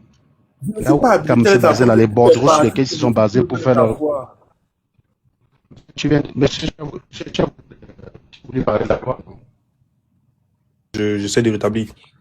Joe Brice, est-ce que tu as est-ce que Elekam a rendu les résultats publics Oui. immédiatement? Au niveau de la commission. Non. Qu'est-ce que tu viens de lire? Tu viens de lire quoi? Relis ce que tu viens de lire. Immédiatement après le dépouillement. Est-ce que Elekam a rendu immédiatement après le dépouillement les résultats? C'est ça la question que Serge te pose. Non, Elekam ne l'a pas fait. Voilà. Je sais pas. Voilà. Donc, est-ce que ça passe bien là? Vous m'entendez là? Est-ce Oui, qu'on oui, c'est m'entend? bon. Oui, oui, c'est bon, Voilà, Serge. merci. Donc tout à l'heure, tu vois que les deux éléments sur lesquels tu t'appuyais pour dire que Chiroma a gagné, tu n'en sais strictement rien. C'est la foi. Tu es monté là, affirmer la foi, mais tu n'as aucun savoir de cela. Mais tu es quand même monté dire ça. Et tu te rends compte que quand tu lis l'article 113, et tu as voulu parler de psychologie et de loi, tu vois que même la loi, même qu'elle a écrit, elle ne l'a pas respectée. Tu as autre chose à rajouter maintenant pour conclure et descendre, Djoubris, et tu fais encore un commentaire dans ce sens dans mes lives, tu seras bloqué. Donc tu Au vas niveau de la, repartir sans ton au niveau slip. de la commission Monsieur, communale, tous les partis politiques qui veulent avoir les PVD, les camps peuvent les obtenir au niveau de la commission communale. oui, Donc, oui, oui. Le problème, c'est que tous les partis les ont. Et les quelques partis qui ont décidé de parler, ils ont tous dit que sur les PV qu'ils ont, c'est Chiroma qui a gagné. Les gens qui ne sont pas exprimés, c'est les Ojoshua aussi, Serge Espoir Matomba, Cabra Libi, et Tomaino Njoya. Mais les autres petits partis là, quand ils avaient leur PV, ils ont bien déclaré que sur leur PV, c'est Chiroma qui a gagné. Hein. Iram Ils ont, Yodi je aussi. sais pas si tu as, voilà, ils ont très bien dit que c'est Chiroma qui a gagné. Les autres, ça c'est ceux qui ont été les plus courageux. Mais les plus trouillards, là, les gens qui avaient les chocottes, ils n'ont pas parlé. Parce que je vais te dire une chose, si c'est Bia qui avait gagné dans ces PV-là, il ne risquait rien à le dire. Il pouvait très bien dire aux gens, je reconnais la victoire de Paul Bia. Mais ils ne l'ont pas dit. Ils se sont abstenus de le dire parce que c'était interdit de le dire. Voilà. Merci d'être passé. Donc, je te revois encore poster ce genre de commentaires. Ferme ton micro, s'il te plaît, je suis en train de parler. Je ne peux pas discuter à la parole avec toi dans mon train. Ferme ton micro, s'il te plaît, toi-même. Ferme-le toi-même, s'il te plaît. Ne me pousse pas à le faire. Voilà. Je disais tantôt que je te revois encore poster ce genre de commentaires. Je viens de t'expliquer pourquoi, sur tes deux arguments, c'est de la merde. Tu n'en sais rien. Tu peux pas dire je sais, mais je n'ai pas consulté. C'est un peu comme si on te demande quel est ton meilleur chanteur. Tu dis c'est Jack Owen. Tu dis chante quoi? Tu dis j'ai jamais écouté. C'est exactement ce que vous faites. Vous êtes des demeurés, les mecs. Il faut vraiment être un demeuré, je sais pas. Quel est le meilleur joueur quel est le meilleur joueur de foot au monde? C'est Brandao. Tu as regardé Brandao jouer au foot? Non. Tu as regardé Lionel Messi jouer au foot? Non, je ne sais pas, mais je décide que c'est Brandao. C'est le même genre de commentaire que vous faites. Il faut être un diminué mentalement pour faire ce genre de conneries. Tu dois pouvoir affirmer quand tu sais. Tu aurais affirmé, tu dis basé sur les PV Kele Kama rendus publics. C'est l'article 113. Hein. Pour reconnaître la compilation, il faut qu'on puisse consulter les PV, s'assurer que la compilation est cohérente avec les PV. Cet exercice, Chiroma l'a respecté. Chiroma a respecté l'article 113. Il n'a pas besoin d'avoir 5000 PV. Il a besoin d'avoir les PV dans les 18 départements qu'il a, échantillon ultra représentatif. Et ça, je ne vais pas rentrer dans les détails avec toi parce que tu n'as pas le niveau. J'en ai marre de réexpliquer ça aux gens parce que j'aurais aimé que quand on vous parle de ça, allez regarder ce qu'on appelle la statistique inférentielle. S'il vous plaît, lisez juste, écrivez statistique inférentielle pour les nuls. Ou bien allez même sur ChatGPT, statistique inférentielle pour les nuls. Ils vont vous expliquer comment ça marche. Vous allez arrêter d'être des demeurés. Vous allez comprendre pourquoi les PV de Chiroma Bakary sont une preuve ultra forte. Mais vous ne pouvez pas comprendre ça si vous n'avez pas le niveau. C'est pas parce que vous avez une bouche, c'est pas parce que vous avez une bouche que vous pouvez parler. C'est pas parce que vous avez une bouche que vous avez le droit de parler. Je te dis, tu ne peux pas comprendre pourquoi les PV qu'Elema a publié, que Chiroma a publié, suffisent à dire qu'il a gagné. Un tribunal avec des experts scientifiques reconnaîtra ça sans problème comme preuve. Je suis même prêt à mettre ma fortune en jeu. Tout ce que j'ai sur terre, tout ce que j'ai travaillé pour avoir. Une seule question, s'il te plaît, après je descends. Il y a quelqu'un qui me dit, tu es intelligent, mais tu es loin d'être intellectuel. Bah, je te bloque d'abord, abruti. Ça, c'est justement à 2 balles, ça. J'ai une question pour lui, Anango. J'ai une question pour lui. Une question, après je descends. Et il avait d'abord une question, Kamto, s'il te plaît, il va répondre. Il va poser sa question, après tu vas poser, s'il veut bien répondre. J'espère qu'il va pas partir avant. Vas-y, comme toi, la fille, pose ta question comme toi. Oui, Joe Brice, comme toi, c'est Joe Brice qui va poser la question à Serge. Joe Brice, vas-y, pose ta question à Serge. Il avait une question, je sais pas ce qu'il veut dire. une question à Serge. Il y avait 11 autres candidats et il a bien reconnu que la majorité des candidats qui ont participé à ce scrutin n'ont pas dit, selon eux, qui ont consulté les PV d'Elekam au niveau communal, n'ont pas déclaré que Chiroma a gagné. Comment est-ce qu'il peut expliquer que la majorité, dont tout le monde supporte Paul Biya? Non. Qu'est-ce qu'il raconte, le mec? Alors, c'est la dernière fois que je recommence. Tout le monde ne supporte pas Paul Biya, tout le monde a peur de Paul Biya. C'est ça la différence. Et on a expliqué pourquoi je ne vais pas recommencer. Comme te pose ta question, on le dégage. On n'a pas que ça à foutre. J'ai vu sur une question, admettons même, parce que tu as dit que Cabral a affirmé que Paul Biya avait gagné les élections. C'est mentionné nulle part. Ça nulle part. J'admets. Puisque tu l'as affirmé, j'admets, je vais dans ton sens et je te pose une autre question. J'admets que Cabral a affirmé que Paul Biya a gagné les élections. Et toi, tu crois à cela. Pourquoi quand Tiroma dit qu'il a gagné les élections, tu ne crois pas? Pourquoi tu crois à la parole de Cabral et tu ne crois pas à la parole de Tiroma? Pourquoi? Très bonne question. Très bonne question. Moi, je crois parce que je me dis que, quelle que soit la personne qui sera président de la République demain, on fera toujours confiance aux institutions. Elekam est une institution. Si Elekam affirme quelque chose, qui sommes-nous pour discuter quand Elekam vient... Descends, mec, descends. Au revoir, connard. Ça n'avait rien à voir avec Elekam. Je l'ai retiré, je ne peux plus supporter toutes les conneries comme ça. Voilà. Désolé, Kamtofi, c'est un thème. Je vous ai dit je vous ai dit pour supporter Paul Biya, il faut complètement être démuni de tout cerveau, quoi. Tu peux pas avoir un cerveau qui fonctionne normalement, tu viens défendre Paul Biya. C'est impossible. Quand on fait Il faut vraiment être un malade mental, décérébré, complet. Je vous ai dit, comme le mec que je vous dis, il m'écoute, dit que j'ai le doctorat en insulte. Il vient m'appeler pour dire qu'il m'a vu mentir que j'ai le doctorat. Je lui demande d'aller réécouter, il va réécouter, il ne saisit pas. Quand il m'a envoyé l'audio de la vidéo, j'ai compris que finalement, les seules personnes qui défendent Paul Biya, c'est vraiment les débiles, quoi. C'est les vrais débiles. Mais il y a aucun pays au monde... Ils sont enfermés dans la boucle, hein, la fameuse boucle là. Elekam a raison parce qu'il est le seul habilité à avoir raison. C'est ça. Voilà la preuve en fait. Je vous mets au défi de me trouver un pays où une institution dit quelque chose sans preuve. Ça n'existe pas. Même dans les pays démocratiques comme aux États-Unis, lorsqu'une institution dit quelque chose, un citoyen est capable d'aller demander les preuves et l'institution doit fournir les preuves. Bien sûr. C'est pas la religion, mais c'est pas l'église. Vous pensez que parce qu'Elekam a dit, on peut pas contester. Est-ce qu'Elekam a donné les preuves? Non. C'est pas parce qu'ils ont dit, il faut des preuves. Même aux États-Unis, lorsque le Sénat dit quelque chose, il apporte les preuves de ce qu'il a dit. On ne dit pas comme ça, c'est pas l'église, mec. Et non, on fait confiance. Donc, on ferme les yeux et les yeux on dit. Et on gobe. Mais vous êtes fous, quoi. Mais c'est incroyable. Je veux bien. Si on s'en tient même, donc d'après sa logique, Elekam avait raison de bannir la candidature de Maurice Kamto. D'après sa logique, alors. C'est ce qui va nous faire comprendre. Ils sont des malades. Non, je l'ai descendu directement. Je veux pas, mec. Mais finalement, Anango, avant, je ne comprenais pas pourquoi tu traitais les gens d'animal et de giclure. Aujourd'hui, là, avec ce bonhomme, si j'ai compris carrément pourquoi tu traites les gens d'animal et de giclure. Pour ça, non, j'ai compris, je comprends. Avant, je comprenais pas. Je suis désolé. Je suis désolé qu'il t'ait fallu autant de temps pour comprendre comme ton fille. On ferme les yeux, on ferme les oreilles et on attend ce que Elekam va dire. Donc on ferme les yeux, on ferme les oreilles. C'est comme dans l'église, en fait, le pasteur parle, on ferme les yeux, on ferme les oreilles et on écoute. Mais vous êtes fous, quoi. Les gars ne comprennent pas que ce qui fait la force des institutions dans d'autres pays, c'est parce que toutes ces institutions ont des organismes de contrôle. Il n'y a aucune institution qui n'a pas d'organisme de contrôle. Ils sont tous auditables. En France, vous avez ce qu'on appelle la Cour des comptes. Comment on fait pour faire confiance à un État dont tous les pouvoirs ne sont pas séparés? Les pouvoirs ne sont pas séparés. Comment on peut faire confiance à ce genre de pouvoir? Avec ce genre d'administration. Les pouvoirs ne sont pas séparés. Je pense que les Camerounais n'ont pas compris comment fonctionne un État. Ils n'ont pas compris la pensée de Montesquieu quand il parlait de séparation de pouvoir, c'est-à-dire qu'on a l'exécutif, le législatif et le judiciaire. Montesquieu, dans sa pensée, c'était de dire que il y a ceux qui vont se charger de faire la loi, on va les appeler les législatifs, il y a ceux qui vont se charger de faire appliquer la loi, on va les appeler l'exécutif, et ceux qui se chargent de punir les manquements à la loi, cela on va les appeler le judiciaire. Et qu'un État ne peut fonctionner que s'il y a une sacrée séparation. Et plus tard, quand les médias sont arrivés, on a rajouté le 4e média qui est là pour veiller au respect du cloisonnement des autres, en étant lui aussi indépendant. Chez nous, ça ne marche pas. Même les journalistes n'ont même pas eu accès au PV de l'ECAM. Je veux bien qu'une giclue lambda n'ait pas accès au PV de l'ECAM.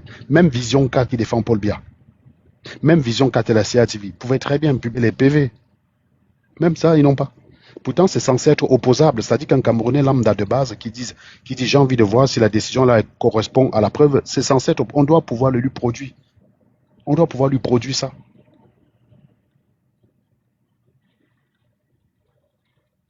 C'est hallucinant quand même. C'est pour ça que j'ai dit que l'éducation, c'est un problème connaître. Les gars, vous pouvez commencer à monter Iron. Je ne sais pas s'il y a Iron et Raoul. Vous pouvez commencer à monter avant que le live dans la deuxième partie du... On fait confiance aux institutions, mec. C'est dingue. Non, dès qu'il a dit ça, j'avais une envie de se lever descendre parce que on peut rien tirer de quelqu'un comme ça. C'est un fou. Ils font confiance aux institutions parce que ça les arrange pour le coup. Si Cabral avait dit que Tiroma a gagné, ils sont en train d'insulter Cabral. Comme Cabral a dit qu'il félicite Paul Biya, bah, du coup, voilà quoi. Salut Iron, salut Raoul. Oui, c'est pour ça que je vous ai dit tout à l'heure la démonstration de la fameuse boucle. Hein, donc, voilà. Salut tout le monde. Il y a du nouveau là. Dans le train. En fait, oui, dans le train, tu as le Wi-Fi du TGV. Je n'essaye pas souvent ça parce que souvent dans le train, il y a beaucoup de gens autour de moi, je ne fais pas de live. Là, sur la voiture de première classe dans laquelle je me trouve, il n'y a pas grand monde. Donc je ne dérange personne en parlant. Mais c'est pour ça. Mais non, si j'étais en 5G, ça aurait déjà coupé depuis. Mais là, il y a le Wi-Fi et donc il y a une certaine stabilité. Là, vous m'entendez bien depuis, ça s'entrecoupe que très rarement, hein, c'est ça? Ouais, oui, en général, on t'entendait très bien.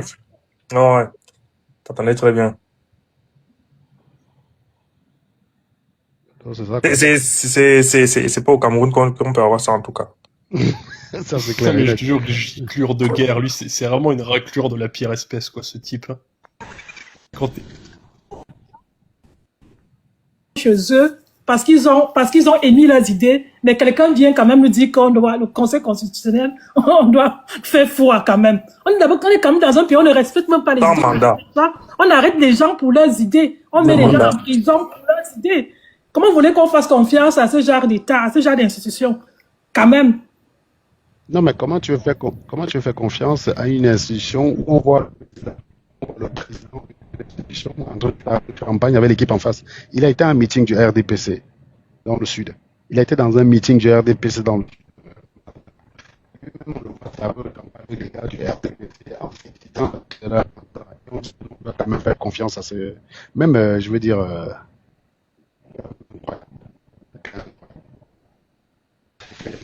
Mais c'est un problème d'éducation. Oui, reprenez la main.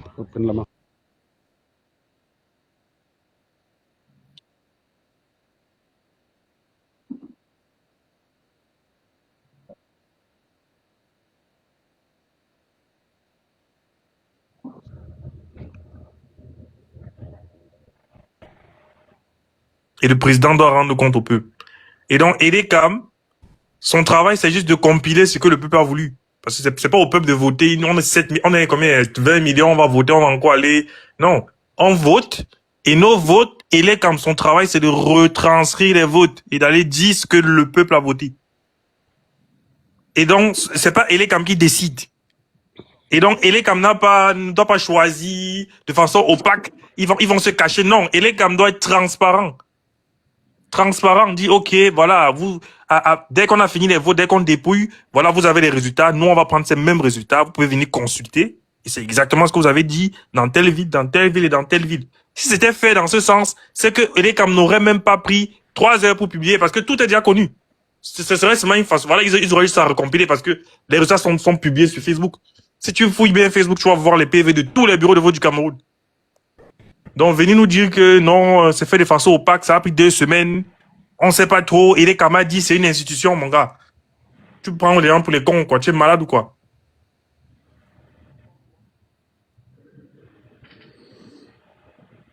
Une question, est-ce qu'il existe dans ce monde un pays où on proclame les résultats 1 mois après? Au Cameroun, ouais. Ou 3 semaines après, est-ce qu'il existe dans ce monde un pays? Au Cameroun, ouais. Voilà, et puis quelqu'un vient défendre.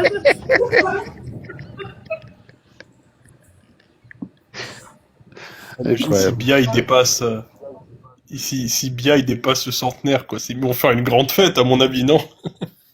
Mais en plus, Iron, je t'ai dit, il a des chances. Hein. C'est-à-dire que si tu fais un calcul de probabilité de dépasser 100 ans, sachant que tu as 90 ans, c'est 30%. Tu prends la distribution, la pyramide des âges. Ceux qui disent souvent que c'est pas Biya, c'est son entourage. J'espère que vous avez écouté son discours dans son truc des prestations, machin, bidule là, où il dit l'ordre régnera. Regarde, quelqu'un qui est innocent ne fait pas ce genre de discours, je suis désolé. Donc, il est autant coupable que tous les gens autour de lui là. Ah, bien sûr, bien sûr. Je vous dis, c'est des fraudeurs. Un mendiant de la paix ne peut pas tenir ce genre de discours. Les gars, faites monter Simon Narcisse. On ne la peine pas tenir ce genre de discours. Mutez Simon Narcisse et faites-le monter. Mutez Simon Narcisse. J'aime bien quand vous commentez qu'on n'a pas les preuves que Thuram a gagné. Et que votre seule preuve, c'est que le Conseil constitutionnel a dit. Donc montez ici, s'il ne montez pas, vous le bloquez, s'il vous plaît. Monte ici, Narcisse Simon. On va t'expliquer ce que c'est qu'une preuve. Pas de souci. S'il ne monte pas au bout de 3 tentatives, vous le bloquez direct. Hein. Les cuits d'huîtres, si vous voulez apprendre, monte ici, tu poses tes questions naïvement. On va te fumer, mais on va te répondre.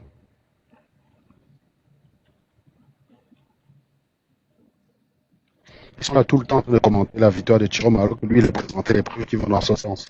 Il est quand même présenté lesquelles? Ah ben non, il n'a pas besoin de présenter parce que il est le seul habilité finalement dit qu'on a gagné. En gros, vous êtes en train de dire que je vous dis, c'est comme si un match Cameroun-Congo, le Cameroun gagne 10, le Congo gagne 10-0 sur le terrain, mais l'arbitre siffle à la fin du match et décide que c'est le Cameroun qui a gagné. Et on va vous voir venir sur les plateaux télé défendre la victoire du Cameroun en disant que l'arbitre est le seul habilité à désigner le vainqueur d'un match. C'est vous qui allez venir avec ce genre d'argument débile. Un match que tout le monde a vu. On a vu le Cameroun prendre 10 buts. Mais vous allez venir sur les plateaux télé dire que l'arbitre est le seul habilité à désigner le vainqueur d'une partie. On va voir des intellectuels aller dire ça sur un plateau. C'est ça quand on est sardinard. C'est qu'on est obligé de renoncer à toute intégrité.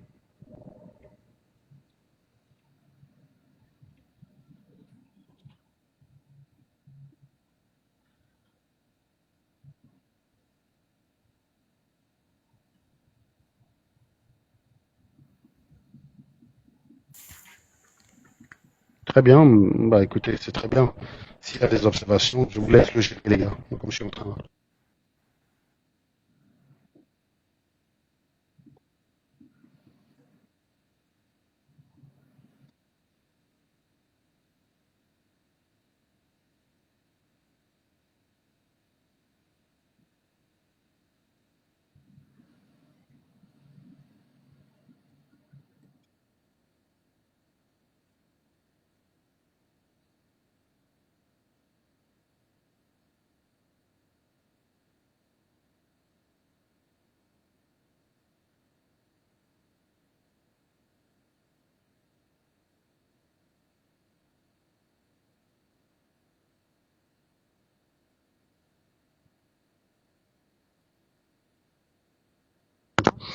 Tu parles de la table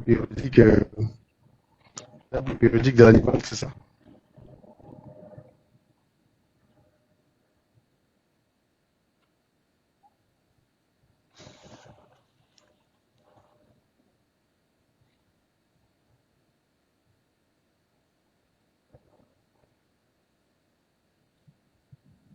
Zikurium. Mais il est où l'animal là?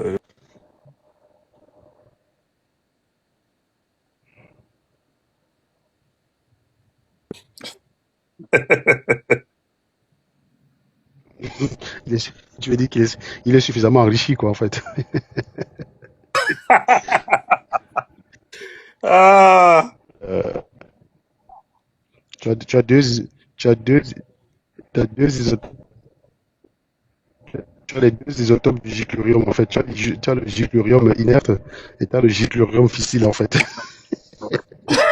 C'est celui-là qu'il faut enrichir. Il est d'abord en faible proportion. Il faut l'enrichir dans une centrifugeuse, en fait, pour pour que son tourmente, quoi. C'est, non, Paul Biya a gagné parce que le Conseil constitutionnel le sait l'habilité, mais sans honte, quoi.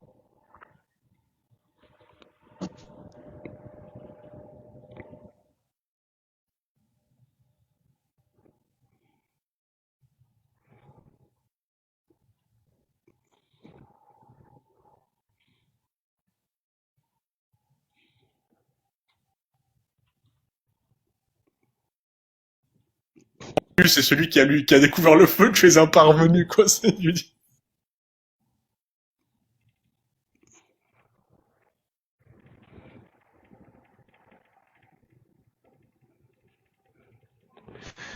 En tout cas, s'il y a plus de giclus qui montent, ouais,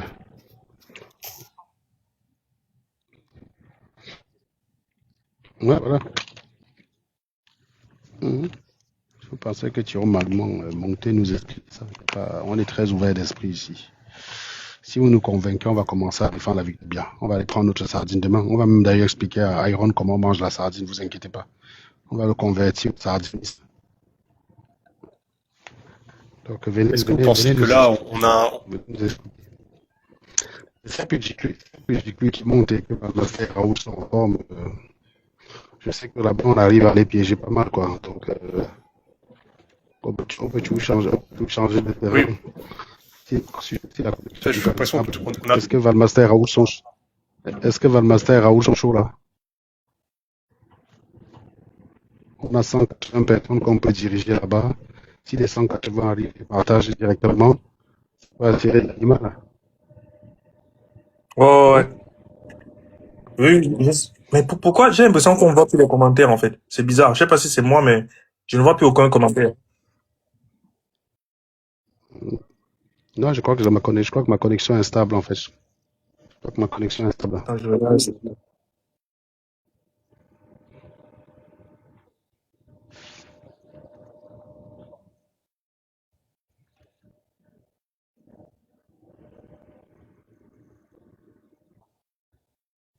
Les gars, est-ce qu'on peut se diriger vers Valmaster pour la connexion? Raoult, tu es chaud ou pas? Raoult, tu es chaud? Je t'entends pas. Moi, je suis chaud personnellement. Moi, je suis chaud. Mais Raoult, je sais pas s'il a coupé son micro. Je pense qu'il est plus là.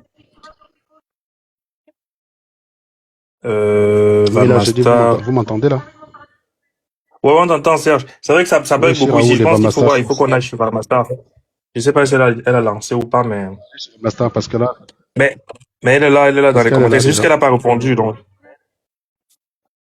Elle n'a pas répondu. Est-ce qu'elle peut répondre, oui?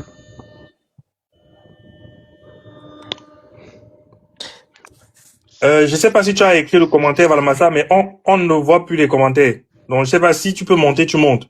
Parce que là, les commentaires, en fait, ça n'évolue pas depuis 10 minutes, on sait pas pourquoi. Ouais, Valmaster monte. Ok, voilà, on a vu le message de Raoult.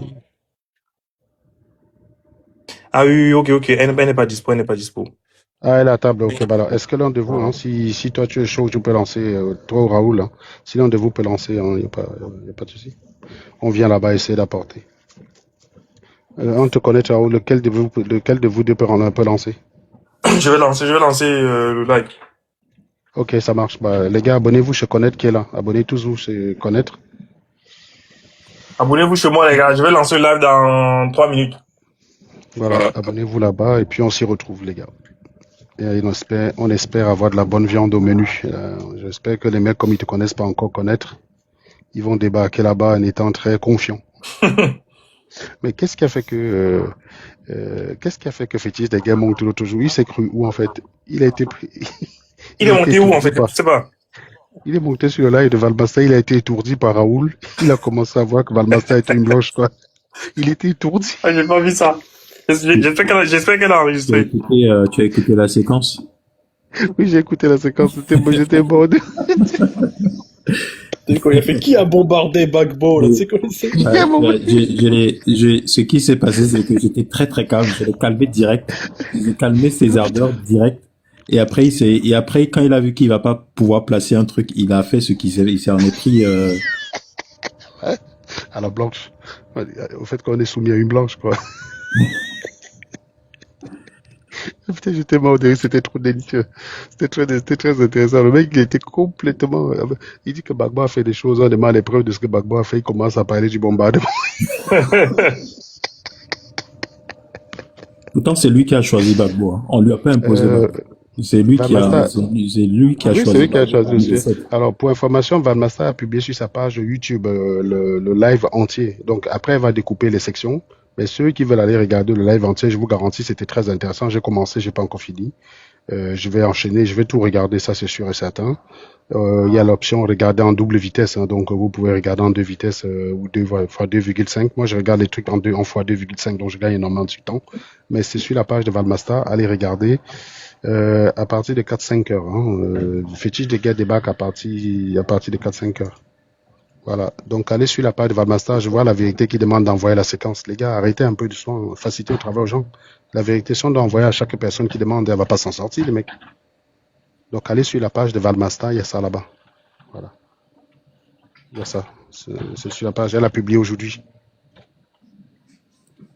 Il paraît qu'il n'y avait pas que Fétiche des Gars. Fétiche des Gars n'était même pas la meilleure giclue du soir, quoi. C'était juste la giclue la plus célèbre, mais il y avait de la bonne viande. Écoutez ces sbires qui sont passés derrière lui. C'était drôle, quoi. Ah, mais on a eu vraiment de la bonne clientèle. On a même eu des Mahométans qui sont venus pour défendre Poutine ou Kadhafi. Les mecs, ils étaient forts, quoi. Il y avait le bon liquéfacteur et le mauvais liquéfacteur. Je sais pas si t'as vu ce passage à Longo, mais c'était un bon.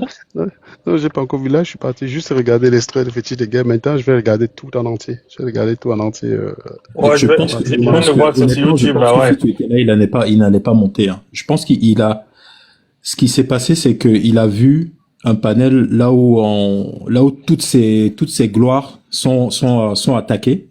Mhm. Il est monté, il a fermé son micro et il croyait que quand il allait prendre la parole, on allait le laisser débiter ces trucs qu'il fait là pendant 5 minutes et après se barrer, quoi.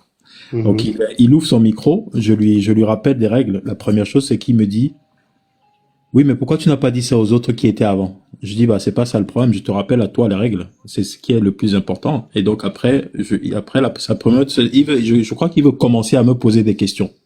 Pourquoi vous dites que je dis, non, c'est pas comme ça que ça marche, mon ami. Il n'y a pas eu d'affiliation. Tu exposes ta thèse. Et on écoute, et je t'arrête à tout moment. Et donc c'est là où il a, je sais plus comment il est arrivé à choisir Gbagbo pour dire comment on peut dire que Gbagbo n'a rien fait. Donc vous voulez dire que Gbagbo n'a rien fait. Et là on lui a posé la question, dis-nous donc. Dis-nous ce qu'il a fait. Gbagbo a fait. Et je pense que cette question l'a tellement déstabilisé. Ils n'ont pas l'habitude de voir les choses dans ce sens-là, de façon pragmatiste. Oui, Connaître va lancer le live, on te rejoint dans 2 minutes. Ils n'ont pas l'habitude qu'on aborde les questions sur cet angle pragmatiste, Raoul. Et là, je pense qu'il était sonné. J'ai senti l'étourdissement en lui, quoi. Il était étourdi. Raoul, je sais pas si tu te souviens aussi, Raoul, mais celui qui m'a tué de rire, c'est Salomon, quoi. Quand il lui a dit comment vous pouvez dire que Gbagbo n'a rien fait, et que Salomon lui a dit non, il a rien fait. Abidjan était une poubelle à part construire des monuments moches, il a rien fait. Je crois qu'on a formé un trio là, et on l'a triangulé, quoi. C'était très drôle. Il faut vraiment que cet extrait-là soit. Il s'est attaqué il s'est attaqué à Valmasta. Il croyait que Valmasta était le maillon faible. Il pensait qu'elle était facile. Valmasta l'a repris, mais pas possible, quoi. Il s'est dit non, c'est la blanche. Ça va. Je vais me retourner vers elle. Comme ça, elle va craquer. Mais même là-bas, il a pris cher lui aussi, quoi. Il a pris cher. Non, c'était vraiment pas une bonne soirée pour lui. Pas une bonne soirée. Et je sais qu'il m'attend quelque part dans un panel, quoi. Et c'est un peu comme, je sais pas comment ton ami Kato en vient à me citer quelque part. Ouais, alors que j'ai jamais discuté avec ce gars. Ouais, oui, je suis allé le chercher hier. Hier, il faisait un live. Je suis monté dans le live, j'ai dit, je suis venu parler du théorème de Bernoulli. J'ai envie qu'on en discute. Bernoulli et Navier-Stokes. Il me dit, oui, tu avais dit que tu allais faire une réponse. Je dis, oui, j'ai fait ça c'est en vidéo. Il me dit, non, mais il faut que tu le montres ici. Je dis, non, je suis là, je veux qu'on reparle ensemble. Il faut que tu me parles de la tangente au mouvement, de la circonférence du flux et du gradient du temps, quoi. Voilà. Le mec, il m'a viré. Il m'a viré direct. Alors que hier, j'étais en mode bagarre, en fait. Je cherchais la bagarre. Donc, je suis allé même aussi chez Fétiche de Guerre, dans le même ordre d'idée. Je lui ai posé juste une question. Il a commencé à parler pendant 45 minutes. Je lui ai demandé, est-ce qu'on peut t'interrompre? Il dit non, on peut pas l'interrompre. Je dis bon. Il m'a dégagé. Il paraît qu'il m'a dégagé pour passer le temps à me demander que je suis où. Voilà. Ces mecs, c'est des tarés.